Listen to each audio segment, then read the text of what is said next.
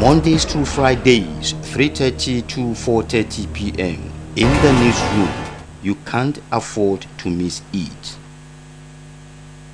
Good viewers, you're welcome to In the Newsroom on OSBC TV.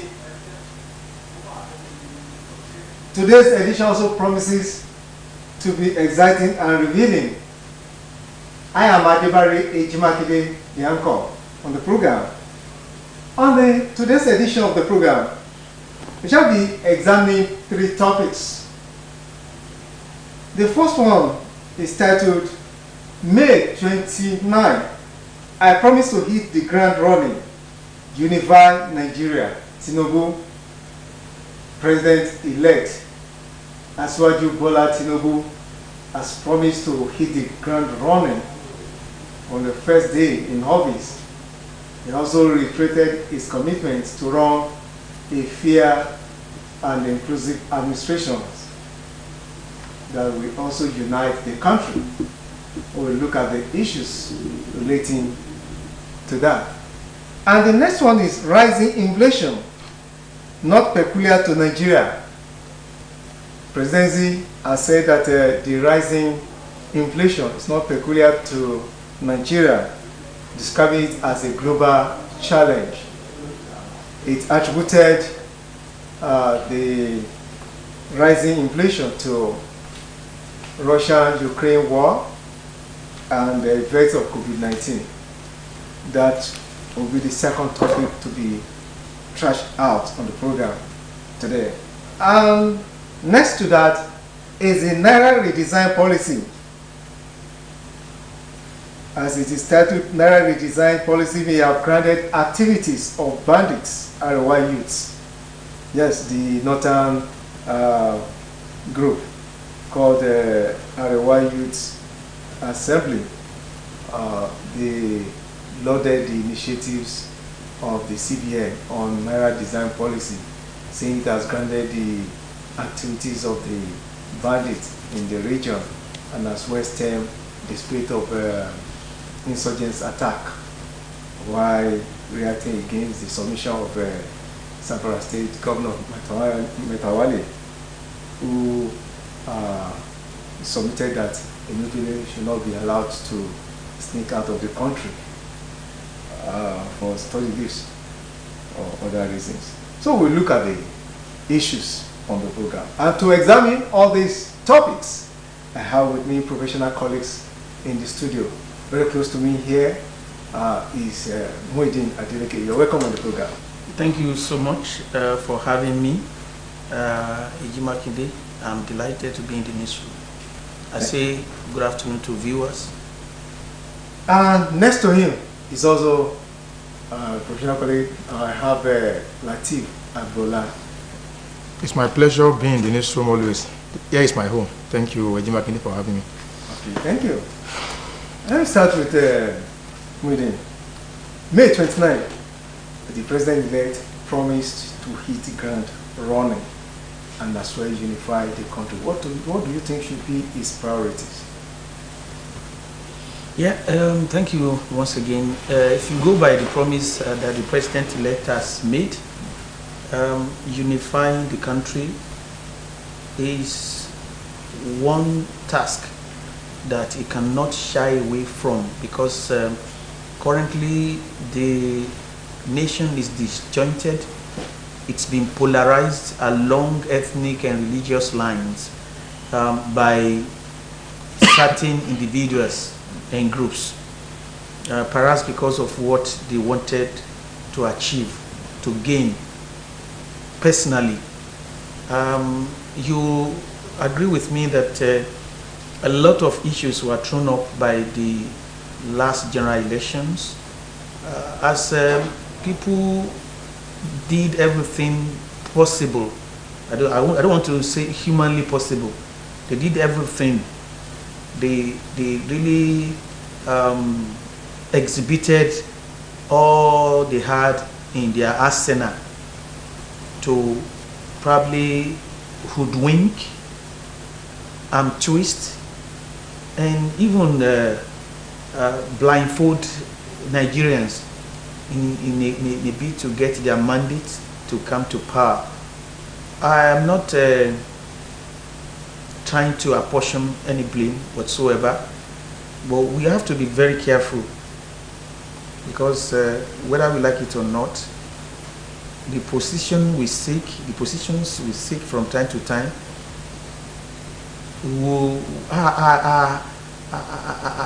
yes, they have a terminal points, or they have terminal points where if you come in as a governor, you can only seek a re-election at the end of the 4-year tenure, and you can only do that twice before you move on to some other positions or aspire to some other positions.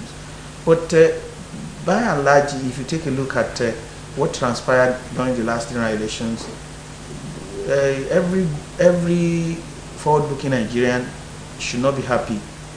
But as far as Bola Ahmed Tinubu, the president-elect, will have seen all these, that was the reason he said he will unify the nation and hate the grand running. He has, I'm sorry to say this, because of his antecedents, he had been a governor in Lagos State, and I want to believe he has what it takes to unify the nation, because he's a bridge builder himself. We have seen it from all what has been the trajectory of his life all this while. Thank you very much. So I believe he has no room for failure, because a lot of people are beginning to lose confidence in democracy, and when that kind of development is what we witness, then it is very dangerous. So the opposite, the alternative to democracy is nothing but anarchy. So he has no reason to fail, but he must hit the ground running and run an inclusive administration. All right, thank you. That is, the president has promised to make life more comfortable for the poor, the vulnerable Nigerians, as well hit the ground running from the first day in office.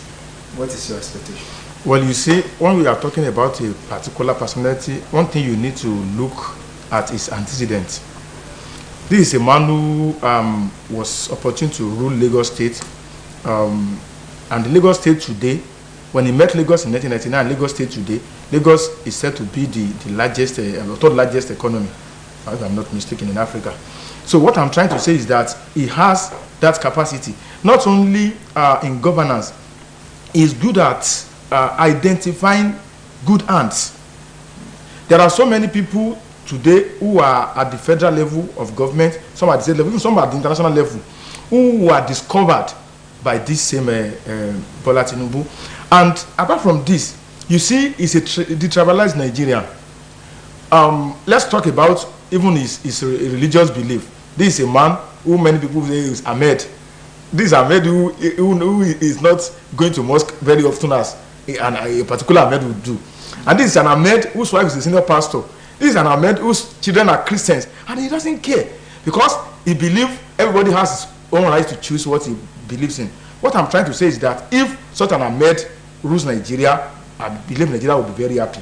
And apart from that, this man has built bridge across board, not only across Nigeria, I mean across the world. He has friends who are today head of nations, who have no option than to partner with him to improve Nigeria's economy. We have, naturally, when we are talking about resources, human and natural resources, we have all what it takes to be the leader in Africa, even to lead the world. If we have a leader who understands and who is patriotic enough to put Nigeria first over any other consideration. So by and large, I believe he is saying the obvious, he's saying the truth. See, he's saying what we all know. But the fact of the matter is that we need to pray for him, we need to support him to achieve this. Because the Bible will say, okay. How would you describe Tinubu's leadership style and trades. He has also promised to work with the U.S. in the area of boosting the economy of the country. Okay, we have said some things about Bola Ahmed Tinubu. Yes. Himself an accountant and somebody who is a talent spotter, as Latif has alluded to. He is somebody who believes in capacity building. He makes people, and he is somebody who will not surround himself with never do well. He believes in breaking all barriers. You recall what happened when Obasanjo was at the end of affair, just because he did not dance to the tune of Obasanjo.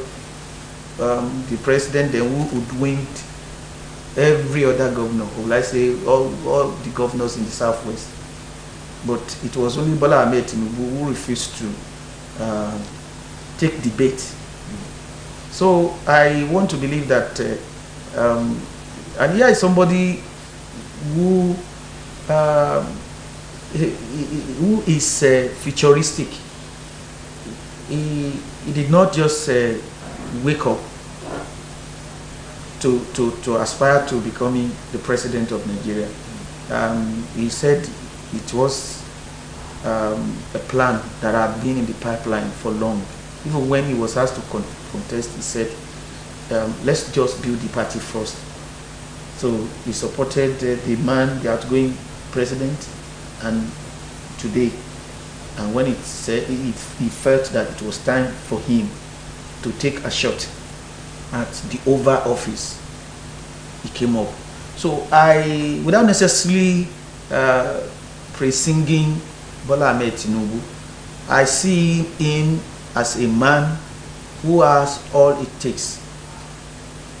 I just pray that his surrounds is able to really, what do we call it, to resist whatever attempt that is made to hoodwink him or to put pressure on him to join the bandwagon.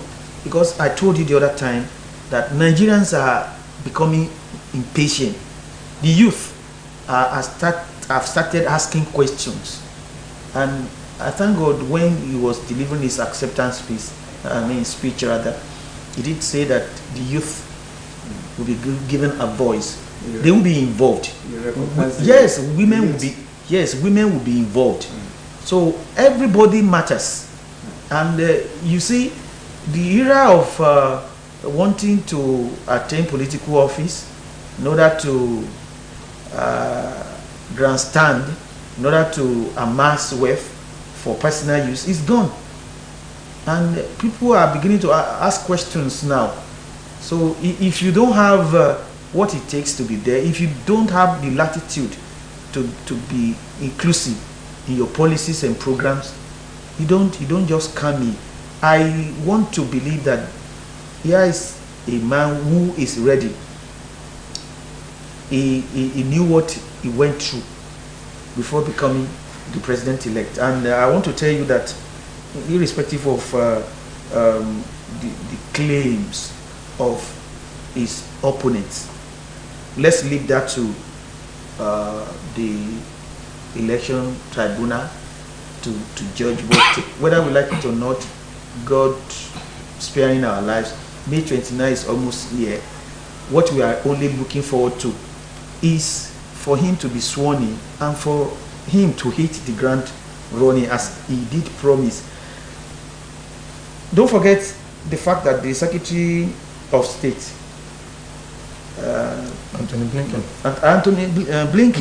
He had a 20-minute call. Exactly. I don't know why the opposing candidates, or I say school contestants, were I don't know the reason for them to now disagree or whatever.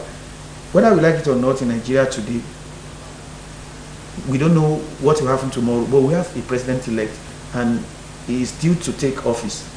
Definitely, every administration, every government all over the world will want to identify with him, want to probably interact with him, because Nigeria is a country whose impact is felt globally. So if there is a negative effect coming from Nigeria also, the entire world will feel it. So definitely I want to believe that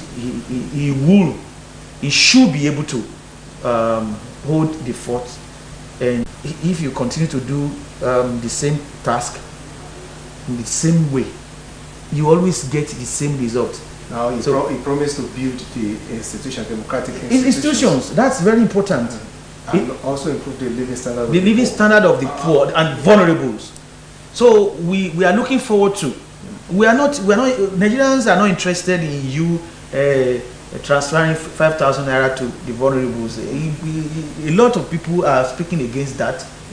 A lot of people are even saying the $800 million that, loan facility that the outgoing government intends taking. How could government say part of the loan, part of the facility being sought will be used in servicing such a very verbose? We are not here to praising Bola Ahmed Tinubu. If it were to be any other candidate who has been declared president-elect, we will also assess his capacity and capability. We pray that he has the strength to deliver at the end of the day. All right. Thank you. Latif, the president-elect has been going about intervening politically into some situations, exhibiting these leadership traits and qualities, which seems to have doused the attention now among the political parties regarding the elections of principal officers into the 10th National Assembly. And also, the president-elect has promised to run a fair and all-inclusive administrations. What is your take on this? What benefit? Well, if you look at the capacity of Asiwaju Bola Tinubu, one thing that I was very surprised the way he maneuvered his way to get the APC ticket, because don't let me deceive you, I worked with like 2 or 3 groups trying to get data about the APC primary. All the available data then didn't favor Asiwaju Bola Tinubu. But that 11th hour joker, only God knew how he did it. Now, if you recall in 2015 when Muhammadu Buhari came, his failure to ensure that those who are loyal to the party, the ruling party, the APC then, became the leadership of the National Assembly, made that 2015 to 2019 a hell for Muhammadu Buhari himself. Right. So what Asiwaju is doing now, I cannot blame him. The only thing now is that, yes, party interest, but they must all, we beg them, to allow the interest of Nigeria to be the utmost interest even over the party interest. But if you want to rule and get what you want to do without much difficulty in Nigeria, you need to understand the terrain of the legislative assembly in Nigeria. I'm talking about the parliament. Okay. Now, apart from that, if you look at how Asiwaju met with different interest groups in the private sector, then when he was campaigning, the traditional campaign going from one state to another is not the one I'm talking about. I'm talking about how he met people in the private sector to ensure that they buy into his manifesto. In fact, it was a kind of excellent engagement throughout the period. And if Nigeria is a country that cherishes, let me say, if majority of Nigerians cherish excellency or excellence, so to say, Asiwaju Bola Tinubu supposed to have had like over 70% of the vote of February 25. But because we campaigned based on ethno-religious sentiment, that's why we had what we had then. So in order to waste our time, this is the man who is prepared. You know, he said something in Ogun State, even before the APC primary, that this is my lifetime ambition. So he knew what he planned for Nigeria, and I pray may God assist him. Let's look at Lagos State, for example, again. When he came in 1999, he met something like 700 million IGR, and he left like 3 billion or so before he left in 2007. And today, Lagos has over 35 billion IGR. So what I'm trying to say is that this man understands how to increase the IGR of Nigeria too. We have so many ways to get our IGR increased, even without making life difficult for the masses. Look at what Kemi Adeosun did when she was in the Ministry of Finance then. That all these big people, all these the influentials should be paying taxes to the cost of the government. They are not bigger than the country, but at the end of the day, what did we have? I believe in the capacity of Asiwaju Bola Tinubu, and I know he will do it going by his antecedent then, because he told us this is my lifetime ambition, and I believe he cannot come to rubbish himself. Though we've had someone in the past who had ambition, but at the end of the day, only God knew what transpired. Then I would like to say this: there are some booby traps that he needs to be very careful while trying to maneuver his way. One of them is the subsidy regime. The subsidy regime, if you recall, when Jonathan was there in January 2012 or so, there was a massive protest against the removal of subsidy. But when the time went on, we began to understand the story behind this subsidy in the first place. Okay. And it was discovered that if Nigeria today has functional or refineries will get it right, it is because we are transporting our crude oil abroad for refinery and transport it back home, the landing cost and what have you. That's why we are having the problem. Then I will advise Asiwaju to do one thing in the interim, yes, to try to talk to Dangote to give Nigeria like additional 20% stake. Before presently the federal government has just 20% stake in the investment of that refinery built by Dangote. If he could give the Nigerian nation one more 20%, making 40%, I believe those 40% will be able to take care of our local consumption when it comes to petroleum resource products. So in order not to waste our time, he needs to be very careful, because if he removes it to his own understanding, and he believes that an average Nigerian will understand what he understands, it may be disastrous.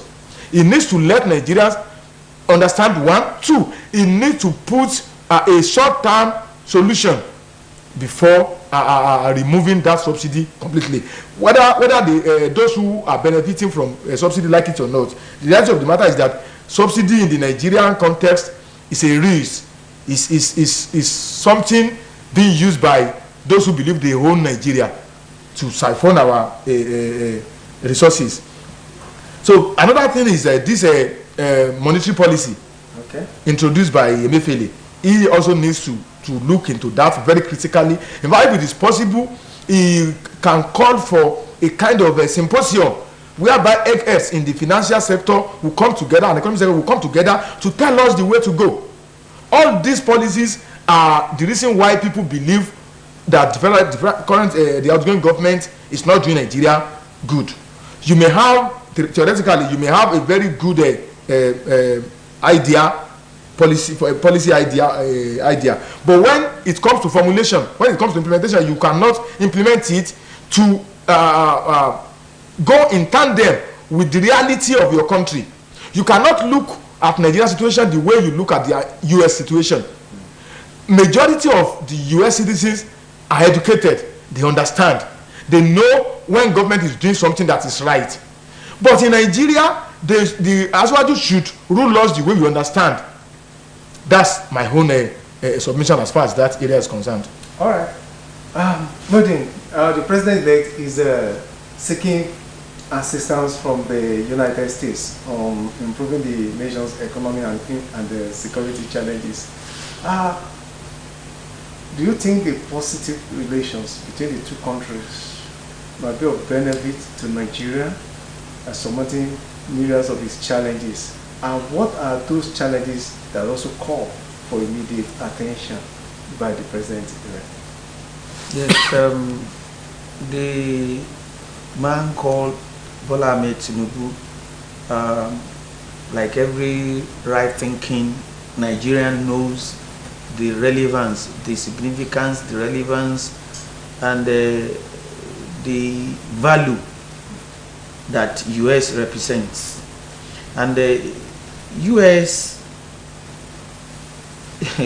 is one nation that no country in the world, in the global community, can do away with.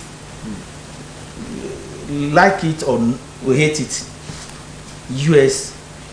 is one nation whose aura radiates across the globe. Everybody makes reference to the development, that the level, the height that the United States of America has attained, and it's a reference point, even in democracy, in economy, not even minding that U.S. holds the largest debt. But what I want to say is that everybody sees U.S. as a role model, and Nigeria cannot be an exception. This is Asiwaju Bola Ahmed Tinubu, who himself had been to U.S. He has resided there. He went to school there, and he knows what U.S. represents across the globe. So if he enjoys what do we call the premium, if he enjoys the support of the U.S., there's no doubting the fact that our democracy will be deepened. The institutional reforms that he intends, what do we call it, implementing, will be a reality at the end of the day. That's what I want to say. The mere fact that the U.S. more or less confers legitimacy on any nation or any nation's policy or program, or even its democracy or what have you. Okay, we know it being the reference point, and owing to the fact that U.S. is even ready to commit resources to every nation that moves towards democratizing and giving gender, yes, women voice, youth the voice, and what have you. So he knows what he don't if US is against any nation just because of the difference in policy or the different policy direction, it will manifest, and US will not hide its feelings. So definitely he needs US in an attempt to legitimize his government. And when you talk of insecurity, US is a nation that doesn't joke with security issues, and we have had more than enough security challenges in Nigeria. We all knew that everything started with Obasanjo, and it continued like that. But during his own time, banditry became the order of the day.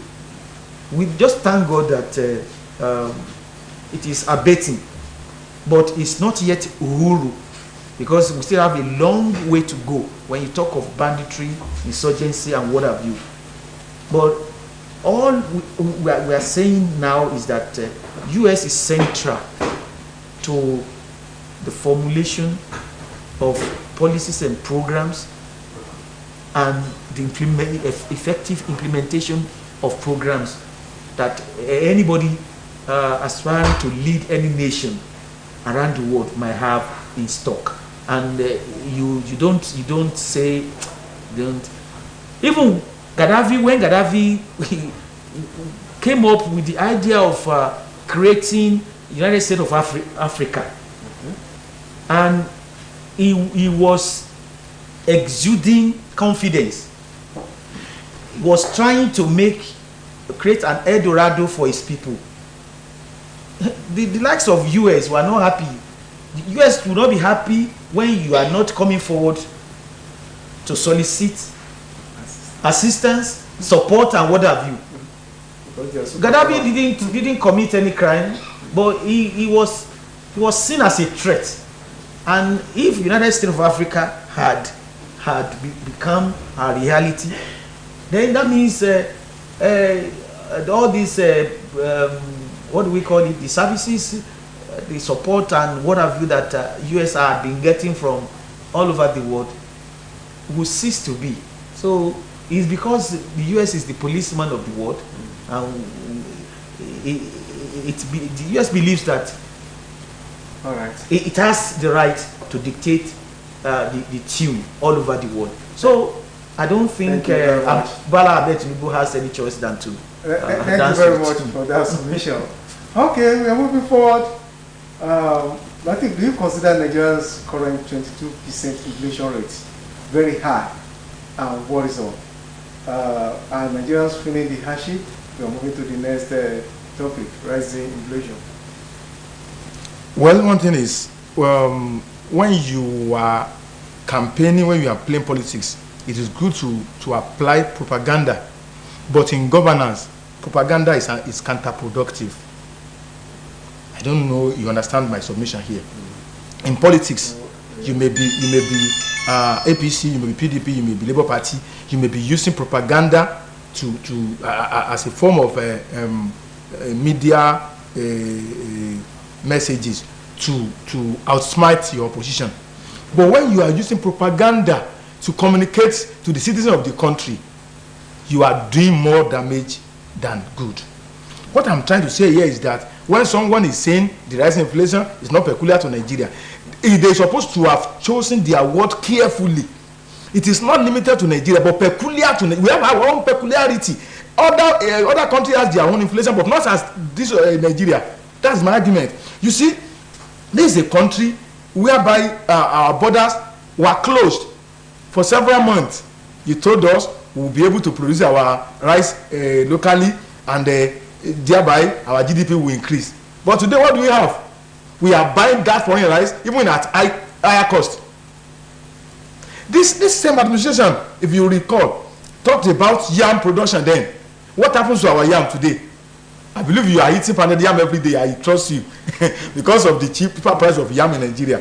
And apart from that, when you look at the debt profile of Nigeria, you will be very sorry. When we believed then that Jonathan could not do it, our debt profile was around 12 billion in 2015 and 12 trillion, so to say, in 2015. Today we have something over 77 trillion dollar, for that matter, as a foreign debt profile. Right. All these are having negative effect on our economy, whether we like it or not. You may be a government's friend, yes, but the reality of the matter is that you even have people who are suffering from the result of this economic policy that are anti-masses. Because I believe a very small number of people benefited from all these policies we are talking about. It's not that nobody benefited, but not the masses of Nigeria, not the majority of Nigeria.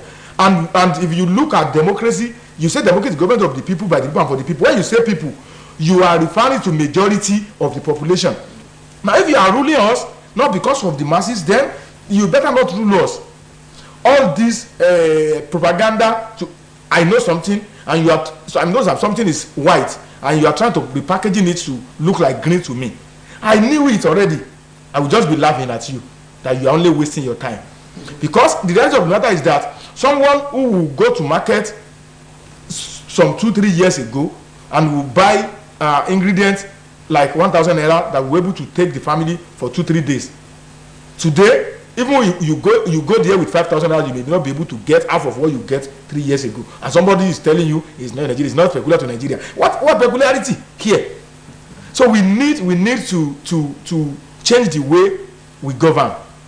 Propaganda is good when you are trying to deceive people, but it's not good to deceive Nigerians as government of Nigeria, and you are deceiving Nigerians and you say not peculiar. It is peculiar. Our own case in inflation, even what we are expressing is not just inflation, it's hyperinflation. I know the government is outgoing already. The incoming administration needs to do a lot to ensure that we get it right. Okay, thank you. Let me just come in. Please come in and say that I don't know whether we are talking about semantics or. At this point in time, I want to believe that what Garba Shehu is saying, the problem is that we might be bypassing but saying the same thing in different ways. When you talk of inflation, I think Zimbabwe, among the 10 African countries that I have their figures, all right. the first 10 African countries, all right. Zimbabwe has the worst inflation rate, which is 92.8%. Sudan is the second, 83.6%. And we have Ghana, 52.8%, followed by Sierra Leone, 38.48%. Ethiopia is next with 32%. We have Egypt, 31.9%. And then South Sudan, 31.3%. Rwanda 30.3%, Burundi 28.62%, and Malawi the 10th 25.9%. Nigeria is currently oscillating within 22%. Exactly, 22%. And we cannot say Nigeria's inflation is the worst, even in Africa, not to talk of the world, and the entire world. But it is. The inflation rate we can still say is high because we are not even having goods to buy, and there is no money to buy it. The workers are not being paid a living wage. Most states that still claim they are paying 30%, they are not even paying 18%. I mean 18,000 naira minimum wage. And in most cases, where they pay, it's more or less relativity is nothing to write home about. I think what we have in Nigeria, what we should focus to address the abnormalities, the kind of challenges we are facing. Right. In the first instance, concerted efforts need to be made towards having a stable electricity. Then insecurity, we must fight tooth and nail to nip it in the bud. We should not be fighting, we should be preventing insecurity. I mean, breakdown of law and order instead of fighting it. So whatever it takes, which does not make it the exclusive preserve of the government anyway. Everybody should be involved in this. But the government has to do something. Take the initiative. Provide an enabling environment for businesses to thrive. I've always said one thing. Nigerians are sports-loving people. Why not address this area holistically? Provide facilities and incentives for the talented budding talents that we have in Nigeria to thrive. We all know what. Okay, Victor Osimhen, go and Google how much it takes home on a weekly basis. So if we have more Nigerians that have the capacity, the talent, even in the entertainment world, we are not doing badly. All these areas should be our, we must strengthen our comparative advantage. That is where we have comparative advantage. Those areas should be strengthened the more. Then we now diversify and ensure that all other areas. Okay, for instance, you can't imagine that Nigeria is an oil-producing nation. Time was when we were the largest, we are the 6th largest producer of oil in the world. But can you imagine the 6th largest producer of oil in the world not having a functional refinery? And we are just trying to pray. We are just praying that Dangote is able to commission his own refinery, so that it is nauseating, it's annoying, it's undignified for us as a nation. I think we have to come to a round table and discuss about us. We are not thinking outside the box. Everybody that is aspiring to have a shot at position of authority should have done his or her homework properly and come up with, we need solutions to the challenges we are having. So when you talk of inflation, Nigeria is not the worst. The only problem we have is that our own is compounded by the fact that even the farmers who are supposed to be producing all year round, they cannot go to their farm because of insecurity. So you can now see, and we can't do without food. So it is part of it. When they cannot when they cannot access their farm, how would they plant? How would they harvest? And you tell on the price of I'm telling you, that is what is happening to us, and we need to think outside the box and come up with the solutions. Thank you very much. Next, before we move, let me just chip in a bit. You see, in most cases, we always rely on theory while trying to solve our problem. And that's why we cannot get it right. Zimbabwe may be the worst when it comes to theory. For example, somebody may go to Abuja, go to Lagos, go to Port Harcourt to do a kind of field work and tell us this, how Nigeria is. But I believe someone who went to all these cities is not talking for people who are living in Oshobo, Umaya, or elsewhere in the North Central. What I'm trying to pass across is we are to be pragmatic, not to rely on theory.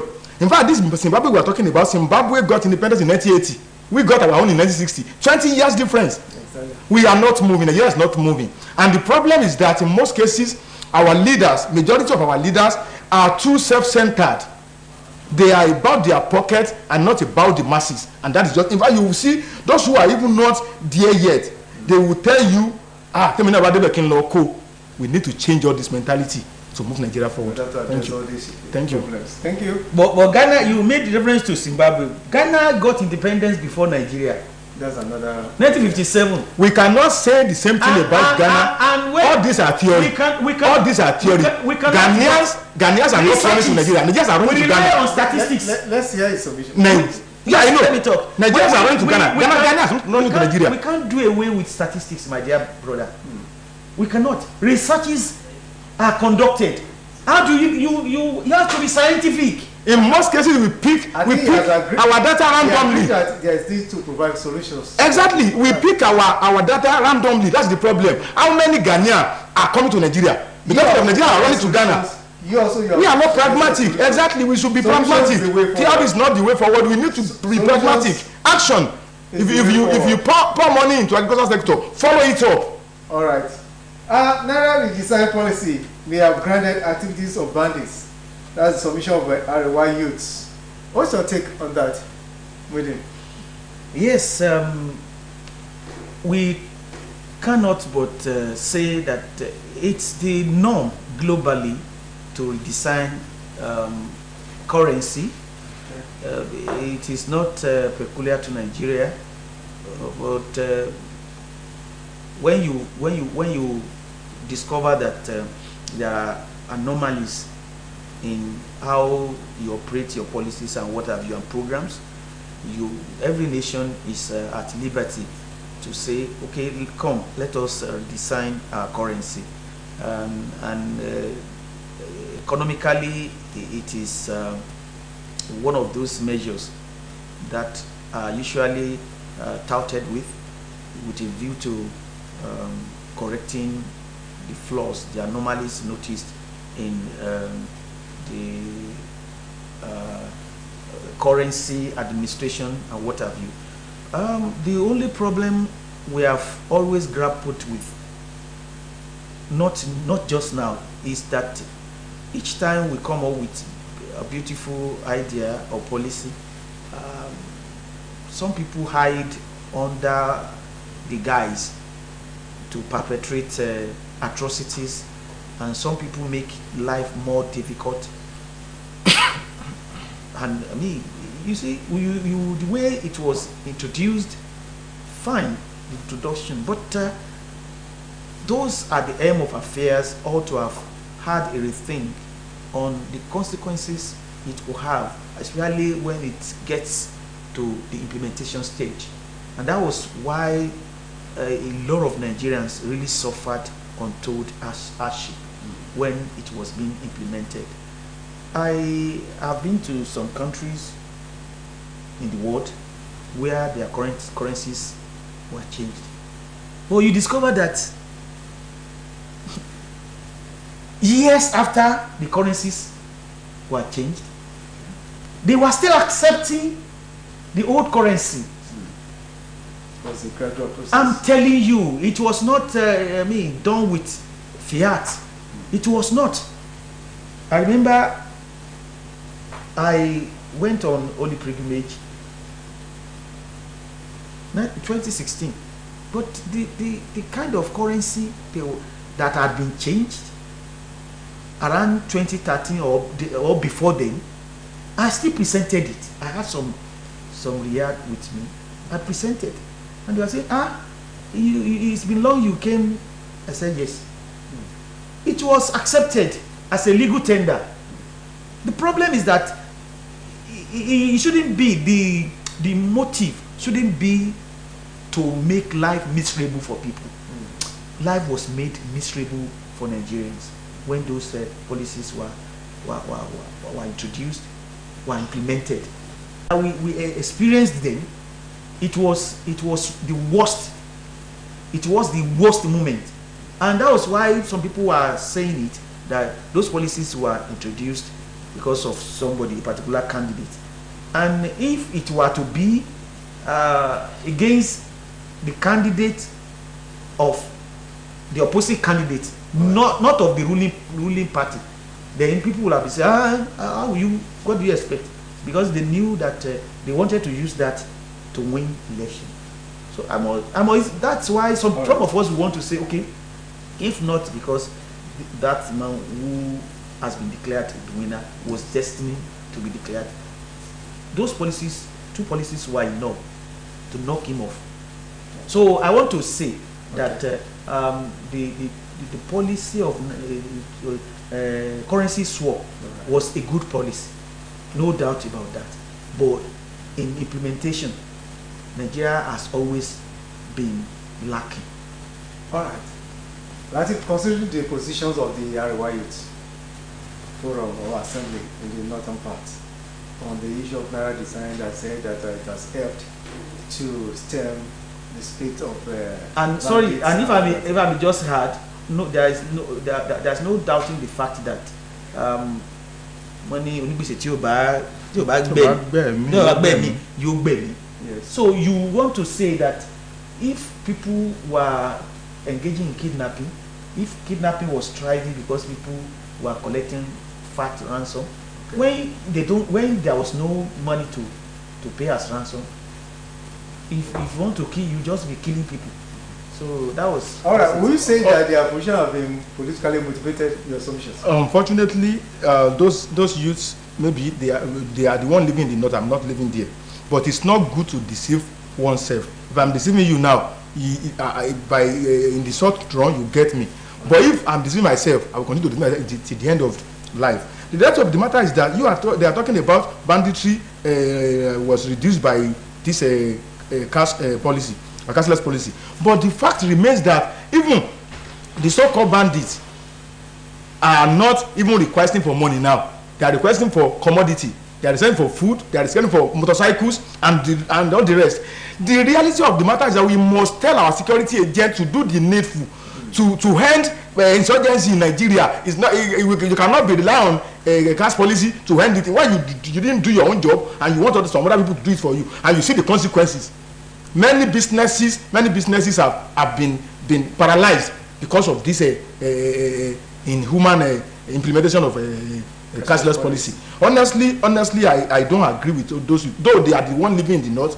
But what I know is that even after the cash policy or cashless policy, or whatever we call it, we've had cases. Even we still have many cases of bandits attack this week. So what are we talking about? The security agents, the members of the public too, should help us. They shouldn't be covering criminals among them, and that's what I would say about this. But if we believe the cashless policy will put an end to insurgency, banditry, or what have you, we are only deceiving ourselves. Let the security agent look at what happened in Taraba State there. When a police team went to Taraba to arrest a kidnapped kingpin, a military officer supported that kingpin, and many police officers were killed. What are we talking about? Is that, can we solve that one also with cashless policy? We need to set our mind. We need to be patriotic. We need to fear God. And attitudinal change. Thank you very much.